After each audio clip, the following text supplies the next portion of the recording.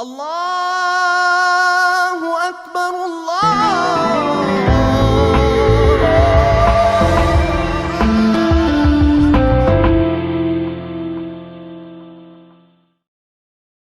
أعوذ بالله السميع العليم من الشيطان الرجيم. بسم الله الرحمن الرحيم. السلام عليكم ورحمة الله وبركاته. الحمد لله الذي أعد للمؤمنين مغفرة وأجرا عظيما. الحمد لله الذي بشر المؤمنين بأن لهم من الله فضلا كبيرا. أشهد أن لا إله إلا الله وحده لا شريك له، وأشهد أن محمدا عبده ورسوله لا نبي بعده. اللهم صل على محمد وعلى آل محمد كما صليت على إبراهيم وعلى آل إبراهيم في العالمين إنك حميد مجيد. أما بعد، يقول جل وعلا في القرآن الكريم: بسم الله الرحمن الرحيم. إن الذين آمنوا وعملوا الصالحات لهم جنات النعيم خالدين فيها وعد الله حقا وهو العزيز الحكيم. وقال النبينا محمد صلى الله عليه وسلم: الجنة مشتقة إلى 4 نفر: تالي القرآن، حافظ اللسان، مطعم الجيعان، الصائمين في شهر رمضان، أو كما قال النبينا محمد صلى الله عليه وسلم. Hadirin dan hadirat sidang jamaah salat subuh Masjid Al-A'la Kampung Cermat Masjid yang dirahmati Allah Subhanahu wa taala. Puji beserta syukur kita kehadirat Allah Subhanahu wa taala. Pada pagi hari ini kita masih diberikan kesempatan hidup oleh Allah, diberikan kekuatan kesehatan oleh Allah Subhanahu wa taala. Bermacam nikmat dan karunia-Nya Allah yang telah dicurahkan kepada kita semua. Mudah-mudahan kita menjadikan diri kita sebagai hamba-hamba Allah yang tak pernah melupakan puji serta syukur kita kehadirat Allah Subhanahu wa taala. Di mana Allah Jalla wa Ala memberikan segalanya kepada kita, maka kita sebagai hamba-Nya Allah senantiasa mengagungkan Allah, membesarkan Allah, mentaati semua titah perintah Allah, menjalankan semua perintah Allah, termasuk meninggalkan segala larangan-larangan Allah. Mudah-mudahan tergolongkan kita sebagai hamba Allah yang bertakwa kepada Allah Subhanahu wa taala. Salawat beruntaikan salam pada junjungan kita tercinta Sayyidina Maulana Muhammad sallallahu alaihi wasallam, Nabi yang kita cintai, Khatimul Anbiya wal Mursalin, diutuskan Allah ke permukaan bumi ini untuk mengajarkan manusia mengesahkan Allah, membesarkan Allah, mengagungkan Allah, agar dalam diri manusia tidak ada kesombongan dan kecongkakan di atas bumi Allah Subhanahu wa taala. Karena kesombongan dan kecongkakan itu akan menyengsarakan diri kita semua. Apa yang dibanggakan? Apa pula yang disombongkan? Yang maha kaya itu Allah. Yang ada pada manusia apapun titipan sementara saja, bukan untuk selamanya. Titipan itu berupa karunia-Nya Allah untuk melihat jitina manusia itu amanah atau tidak dalam menjalankan segala titipan Allah selama mereka hidup di atas bumi Allah yang fana ini. Berarti yang ada pada diri kita, pangkatkah, jabatankah, kekayaankah yang melimpah ruah, semuanya hanya singgahan sementara saja, bukan selamanya. Maka kalau kita sadari Allah yang maha kaya, maha kuasa, maha segala-galanya, maka berserah dirilah kita hanya kepada Allah Subhanahu wa taala dan senantiasa menjalankan perintah dan titah Allah di atas bumi Allah yang fana ini. Baginda Nabi kita diutuskan Allah Subhanahu wa taala ke atas permukaan bumi ini untuk menjadi tamsilan terindah bagi kita, suri tauladan, mengajarkan akhlak yang mulia, sehingga manusia yang sedang hidup sekarang ini disayangkan kalau tidak menjadikan baginda Nabi Muhammad SAW sebagai figur yang dicintai, yang diidolakan untuk menata hidup mereka sehari-hari, maka kita di antara orang yang rugi dunia, rugi nantinya tak kala Allah memejamkan mata kita untuk kembali ke hadirat Jalla wa'ula. Maka mari sebagai umat baginda Muhammad SAW untuk menata hidup kita, membenahi hidup kita, introspeksilah diri kita, lihat sejauh mana kecintaan kita pada baginda Muhammad SAW dalam menjalankan sunnah yang diajarkan baginda tercinta Muhammad SAW. Baik itu secara pribadi kita, dalam rumah tangga kita, dalam pekerjaan kita, keseharian kita, terbentuk tidak pada diri kita jati diri seorang muslim yang berakhlakul karimah yang dicontohkan oleh baginda Muhammad SAW. Hadirin sekalian subhanahu wa ta'ala, Allah Subhanahu wa ta'ala, mari kita melihat janjinya Allah dalam surat Luqman. Allah menegaskan, innal ladzina amanu wa 'amilus salihati lahum jannatun na'im. Sesungguhnya bagi orang-orang yang beriman dan beramal saleh, beriman dan beramal saleh, bagi mereka syurganya Allah jannatun na'im. Syaratnya beriman dan beramal saleh. Dan di bulan Ramadan sekarang ini yang sedang kita hidup, kesempatan indah meraihnya yang disebut taqwa. Bahkan kalau kita kembali pada surah Al-Baqarah 183, Allah menyebutkan pada kita la'allakum tattaqun. Allah panggil orang-orang beriman, nida'ur rahman li ahli iman, khusus untuk orang beriman. Yang tidak beriman tidak diwajibkan berpuasa kepada mereka. Tidak. Kalau ada orang kafir, Nasrani, Yahudi, mereka akan untuk toleransi kebersamaan dalam hidup masyarakat, berpuasa tidak ada faedahnya. Karena panggilan Allah li ahli iman, alladzina amanu billahi wa malaikatihi wa kutubihi wa rasulihi wal yaumil akhir wa qadar khairihi wa syarrihi. Mereka yang Allah panggil untuk berpuasa, dan itu panggilan kasih sayang dari Allah. Dengan segala keagungannya di bulan Ramadan,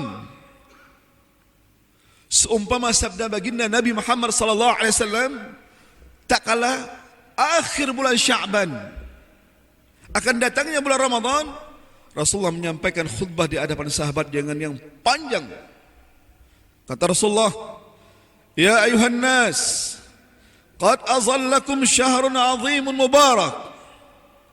Sungguh akan datang kepada kamu bulan yang agung penuh berkah, yang ia menaungi kalian semua.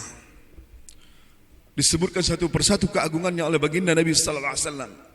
Termasuklah di antaranya, fa innahu syahrul muwasah, bulan di mana Allah munculkan pertolongannya bertubi-tubi. Contohnya mana? Profesor Dr. Wahbah Zuhaili dalam kitab beliau Fiqh Islami wa Adillatu jilid kedua, bab al-i'tikaf wa siyam, detail beliau bahas.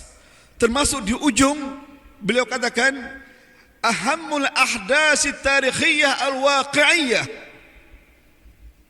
kejadian-kejadian penting sejarah yang Allah tamsilkan dalam kehidupan kita sehari-hari. Apa itu? Ghazwatul Badr. Saat itu bulan puasa tahun 2 Hijriah, pasukan baginda Nabi bertempur dengan orang-orang Quraisy. 1000 orang lebih pasukan Quraisy, 317 orang pasukan muslimin dari Madinah Munawwarah, Muhajirin dan Ansar, mengalahkan orang-orang kafir Quraisy yang dua tokoh pimpinannya Abu Sufyan dan Abu Jahal. Mana lagi buktinya? Perang Jalut di bulan Ramadan, penaklukan kota Makkah di bulan Ramadan, Fathu Makkah, inna fatahna laka fathan mubina, bulan Ramadan.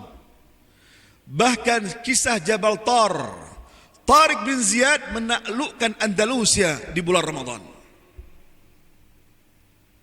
Berarti bulan Ramadan bulan pertolongan Allah Subhanahu wa taala, bulan kekuatan, syahrul quwwa, syahrul amanah, syahrul sabar, syahrul ijtihadun nafs. Ramadan. Nyo narung puasa mengkambing hitamkan puasa. Pelemah-lemah roh, lemik-lemik lebon. Tidak. Puasa itu bulan kekuatan, bulan pertolongan. Buktinya kaum baginda Nabi berperang di bulan Ramadan, mereka menang. La haula wa la quwata illa billah. Maka mari dengan segala keagungan Ramadan, kesempatan cemerlang, kesempatan agung, merupakan hadiah agung dari Jalla wa'ula kepada kita hambanya yang beriman kepada Allah.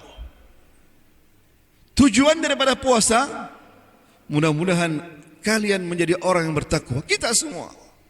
Berarti tujuannya Allah untuk mengasihi hamba-hambanya yang beriman. 11 bulan yang berlalu, datang 1 bulan yang agung penuh berkah, Allah meleburkan dosa-dosa hambanya.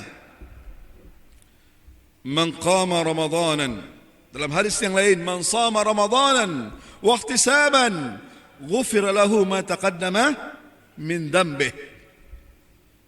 Barang siapa berpuasa karena Allah Subhanahu wa taala dengan penuh keyakinannya, dengan pengharapannya sesungguhnya, maka Allah akan hapuskan dosa-dosanya yang telah lalu. Bukankah karunia agung dari Allah Subhanahu wa taala? Maka bulan puasa syahrut taubatul abdi ila rabbih. Bulan taubatnya hamba kepada Allah. Jangan main-main. Bahkan dalam kesempatan yang lain, saat Rasulullah menyampaikan khutbah, saat baginda Nabi naik di atas tangga yang pertama, tiba-tiba baginda Nabi mengucapkan amin. Para sahabat yang ada di hadapannya semua tercengang. Tak pernah kejadian Rasulullah SAW saat menyampaikan khutbah, tiba-tiba beliau mengucapkan amin. Saat naik ke tangga yang kedua daripada mimbar, Rasulullah mengucapkan kembali amin. Semakin terheran-heran para sahabat baginda Rasulullah SAW. Dan saat ia melangkahkan kaki di tangga yang ketiga, kembali baginda mengulang mengucapkan amin. Saling melihat satu sama lainnya para sahabat baginda Rasulullah SAW. Tak kala selesai khutbah, langsung semua sahabat merapat kepada baginda Rasulullah SAW. Mereka menanyakan, wahai baginda Nabi, ada apa gerangan denganmu wahai Rasulullah SAW? Tak pernah biasanya engkau menyampaikan khutbah mengucapkan amin dan itu 3 kali. Rasulullah menjawab pertanyaan para sahabatnya. Saat aku menaiki mimbar di tangga yang pertama, tiba-tiba datang di hadapanku malaikat Jibril Ruhul Amin. Dia mendoakan, celakalah bagi orang yang bertemu dengan Ramadan. Lihat, celakalah bagi orang-orang yang bertemu dengan Ramadan. Ramadan itu pergi, mereka tidak dihapuskan dosa oleh Allah Subhanahu wa taala. Bermakna saat berpuasa mereka bermaksiat kepada Allah Subhanahu wa taala. Bulan Ramadan, syahrun tarbiyah, bulan pendidikan. Bahkan Profesor Dr. Wahbah Zuhaili mengatakan, di antara faedahnya puasa, anna siyam madrasatun khuluqiyatun kubra. Sesungguhnya puasa itu adalah sebuah universitas agung yang mengajarkan segala kemuliaan akhlak padanya. Menyuhana amanah puasa lehu tak ada katro. Tapi kerana amanah, merasa dipantau oleh Allah, mereka menjaga semua aturan-aturan tak kala mereka berpuasa di bulan Ramadan. Tak mau mereka berbuka di siang bolong. Tapi mereka sabar.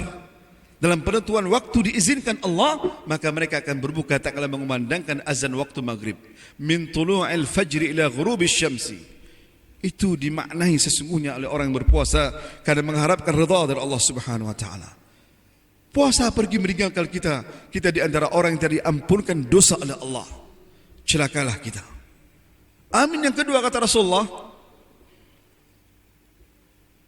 Jibril mendoakan, celakalah bagi orang-orang yang bertemu dengan kedua orang tuanya yang sudah tua renta atau salah satu di antara mereka, namun mereka tidak bisa masuk surga dengan orang tua mereka. Maknanya mereka mendurhakai kedua orang tuanya, tak dipedulikannya, tak dihiraukannya. Bahkan ada zaman sekarang ini yang dikatakan serba canggih metropolitan, anak-anak yang sudah punya pangkat dan jabatan mereka tidak menghiraukan, bahkan tidak mempedulikan kedua orang tua mereka. Tega-teganya mereka mengusir orang tua mereka dari rumahnya, meletakkan mereka di panti jompo tanpa dilihat dan dijenguk oleh mereka. Ini sudah pernah kejadian saat saya diundang menyampaikan tausiah kepada mereka di Ulai Kareng. 2 orang ibu-ibu menceritakan kepada saya sendiri, dia punya anak yang keempat-empatnya PNS, tak pernah dikunjunginya. Maka celakalah bagi orang-orang yang durhaka kepada kedua orang tua. Sesungguhnya kalau kita dalami yang teramat agung, lihatlah saat kecilnya kita, betapa beratnya ia mengandung kita. Saat kita kecil, belum bisa kita makan nasi sendiri. Rela orang tua kita duduk di samping kita, membelai kita, menyuapkan nasi kepada kita. Bahkan saat tengah malam tiba, di saat kita menjerit menangis yang kita tidak tahu sendiri, tapi ibu kita menjaga diri kita. Dia periksa semua demi kita. Tapi tak kala kita besar dan dewasa, kita mengabaikan kedua orang tua, menyepelekan mereka. Bulan Ramadan sudah bersama kita, masih ada anak-anak yang berpuasa di bulan Ramadan, mereka tidak baik hubungan silaturahim dengan kedua orang tua mereka, maka tak ada guna mereka berpuasa. Syekh Sya'rawi rahimahullah, dalam sebuah kata-kata indah beliau, apa beliau katakan? Kullama zadatil khusyu' fi salah, zadatis sa'adah. Tak kala bertambahnya khusyuk kamu dalam salatmu, bertambahlah kebahagiaan bagimu dari Tuhanmu. Seorang ulama besar, ahli tafsir, Syekh Sya'rawi rahimahullah, tafsir beliau tafsir Sya'rawi. Kullama zada birrul walidain, zada at-tawfiq wasyaraf fi hayatika min Allah. Tak kalah bertambahnya kebaikanmu kepada kedua orang tuamu, maka bertambahlah taufik dan kemuliaan dari Allah hidupmu dunia dan akhirat. Barang siapa haqqul walidain, anak-anak yang durhaka kepada kedua orang tua mereka, la tashummu raihatul jannah, tak pernah akan mencium bau wanginya syurga Allah Subhanahu wa taala. Bahkan kita teliti, kalau rezeki kita sempit, yang kita cari tidak sesuai yang kita inginkan, periksalah hubungan kita dengan kedua orang tua kita yang masih hidup. Baik kita tidak dengan mereka, cinta tidak kita dengan mereka, kita sayangi tidak mereka, periksa kembali. Karena pada tangan mereka, kaki mereka, ada kemuliaan di mana Allah tak kala mereka menengadahkan tangan kepada anak-anaknya, Allah bukakan pintu langit, diterima doa kedua orang tua. Maka jangan pernah.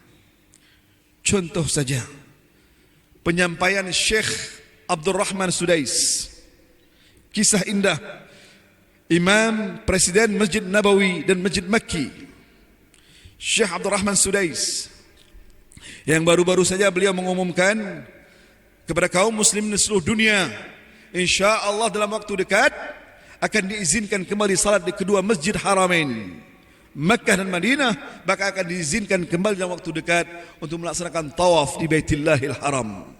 Beliau mengisahkan kisah hidup beliau masa kecil. Beliau mengatakan beliau seorang anak yang sangat nakal,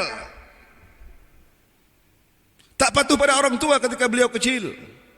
Tapi ibunya yang maha mengasihi anaknya, yang tak pernah kenal lelah seorang ibu, tak kala ia marah atas tingkah laku Abdurrahman Sudais, ibunya tak pernah mencelotehkan kata-kata kotor pada anaknya, tak pernah mendoakan kata-kata untuk merusak anaknya. Tapi yang ia katakan, Sudais, itu marah sekali ibunya, semoga kamu menjadi salah satu imam di Masjidil Haram. Marah ibunya masih bisa mendoakan Abdurrahman Sudais. Kita kadang-kadang kalau marah banting setiur, kata-kata yang merusak kehidupan anak kita. Doa orang tua diterima oleh Allah Subhanahu wa taala. Salah satu doa la turad, 3 doa yang tidak ditolak oleh Allah Subhanahu wa taala. Da'watul musafir, doa orang yang pergi. Da'watul walid liwaladaihi, doa orang tua kepada anaknya, Allah bukakan pintu langit tidak ada hijab. La haula wala quwata illa billah. Dalam hadis yang lain, da'watus shaimi 'inda iftarihi, atau kama qala Nabi Muhammad SAW. Maka mari sayangilah kedua orang tua kita. Selama masih hidup, cintailah mereka. Kalau mereka telah tiada, setiap selepas salat 5 waktu, tengadahkan tangan, doakan pada mereka kemuliaan. Ya Allah, berikan mereka kemuliaan, sayangi mereka, cintai mereka sebagaimana mereka mencintai kami di saat waktu kecil kami, ya Allah. Hadirin dan hadirat sedang jemaah subuh yang dirahmati Allah Subhanahu wa taala. Yang ketiga kata Rasulullah, amin yang ketiga, malaikat Jibril menyampaikan, celakalah bagi orang-orang yang mendengarkan namamu Muhammad disebutkan, mereka tidak berselawat ke atasmu. Artinya kita tidak mengenang, menghargai perjuangan baginda Muhammad sallallahu alaihi wasallam. Kalau kita lebih teliti melihat sejarah sirah nabawiyah, apakah kitab Rahiqul Maktum, apakah kitab Jami' Sirah atau Ibnu Ishaq, periksa, tak kala hijrah dilakukan, Nabi mau dibunuh. 25 tokoh-tokoh besar Quraisy sudah mengepung rumah Nabi, tapi Nabi tidak pernah kendor semangatnya. Diinformasikan oleh malaikat Jibril, pergilah saat menjelang pagi ke rumah Abu Bakar untuk melaksanakan hijrah dari Mekah menuju Yathrib. Perjuangan yang tiada tara, berjalan dari rumahnya Abu Bakar sampai ke gua Sur, menjinjitkan kakinya. Kita juga tahu rumah Raina tanjik kaki mati, lemah. Baginda Nabi menjinjitkan kakinya agar tidak diketahui oleh orang Quraisy nanti ketika dicari, seolah-olah itu bukan tapak baginda Rasulullah SAW. Begitu telitinya baginda Nabi perjuangan, maka kenanglah ia, berselawatlah senantiasa, apalagi di bulan Ramadan. Mudah-mudahan kita mendapatkan syafaat baginda Rasulullah sallallahu alaihi wasallam. Hadirin yang Allah Subhanahu wa taala, menyikapi hadis yang saya bacakan pertama sekali, syurga Allah merindukan 4 golongan manusia. Al jannatu mushtaqatun ila 4 nafarin. Syurga Allah merindukan 4 golongan manusia. Yang pertama, taliyul Quran, orang yang membacakan Al-Quran. Setelah ia mengimani Quran sebagai kitab suci mereka, mereka mempelajarinya, kemudian memahami isi kandungannya, mengamalkan dalam kehidupannya sehari-hari. Orang yang demikian dirindukan surganya Allah Subhanahu wa taala. Bahkan berakhlak mereka dengan akhlakul Quran. Maka Ramadan kesempatan tilawah Al-Quran, baik secara tadarus bersama atau di rumah masing-masing. Karena di bulan Ramadan, malaikat Jibril setiap malam diutus oleh Allah Subhanahu wa taala untuk mengevaluasikan hafalan baginda Rasulullah sallallahu alaihi wasallam. Peristiwa ini disebut dengan urdah. Kisah malaikat Jibril datang mengunjungi baginda Nabi untuk melihat hafalannya baginda Nabi disebut dengan urdah. Ya, cek gimana hafalan mereka kan, langsung dari malaikat Allah Subhanahu wa taala. Maka kita di bulan Ramadan, bulan diturunkan Al-Quran, agungnya bulan ini salah satunya turunnya malaikat berbondong-bondong saat menurunkan Al-Quran di Baitul Izzah secara sempurna. Baru kemudian turunkan ke atas bumi ini kepada baginda Nabi secara berangsur-angsur sesuai dengan kejadian peristiwa yang diinginkan. Pertama, talil Quran.